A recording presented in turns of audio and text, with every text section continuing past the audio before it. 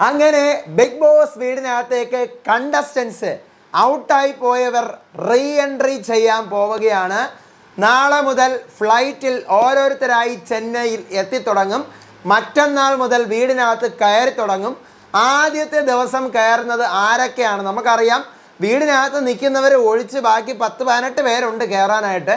അപ്പോൾ എങ്ങനെയൊക്കെ ആയിരിക്കും കയറുന്നത്, ആരൊക്കെ ആദ്യം, ആരൊക്കെ നടുക്ക്, ആരൊക്കെ അവസാനം പറയാം. അപ്ഡേറ്റ് ഉണ്ട്.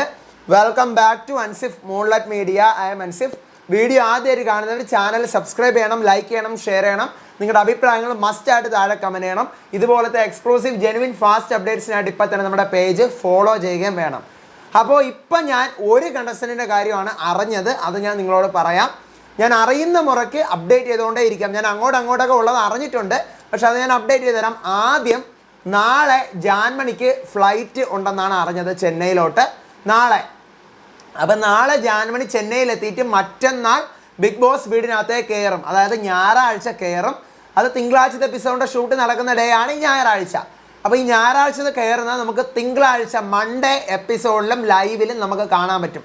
ജാൻമണി വരുന്നത്, ജാൻമണി മാത്രമായിരിക്കില്ല, 2-3 പേര് കൂടി കാണും ചിലപ്പം, പക്ഷെ അത് ആരൊക്കെയാണെന്ന് അറിഞ്ഞിട്ടില്ല. എന്തായാലും ജാൻമണി മൺഡേ ലൈവിൽ നമുക്ക് ജാൻമണിയെ കാണാൻ പറ്റും. സൺഡേ ജാൻമണി കയറും.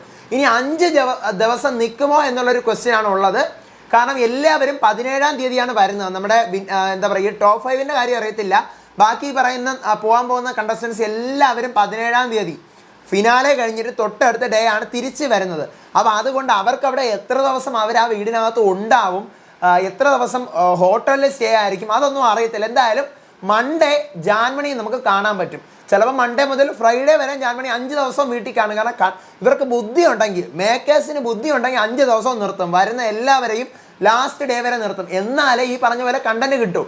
ഇത് വരണ 2 പേരെ 3 പേരെ കഴിയുമ്പോഴത്തേക്ക് 2-3 ദിവസം കഴിയുമ്പോൾ നിങ്ങൾ പുതിയ ആൾക്കാർ വന്ന് പറഞ്ഞു കഴിഞ്ഞാൽ ഒരു രസം ഉണ്ടാവില്ല. തമിഴ് ബിഗ് ബോസ് സീസൺ 6 അങ്ങനെ ആയിരുന്നു.